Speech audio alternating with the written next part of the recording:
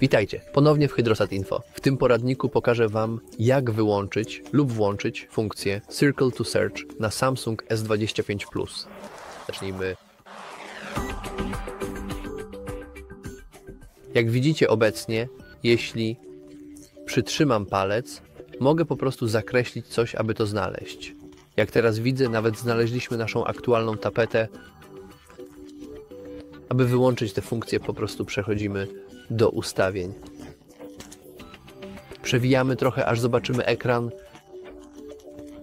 Tutaj również. Przewijamy w dół, aż zobaczymy pasek nawigacji. I tutaj po prostu wyłączamy lub włączamy funkcję Circle to Search. Jeśli uznaliście ten film za pomocny, prosimy o polubienie i subskrypcję. Dziękujemy za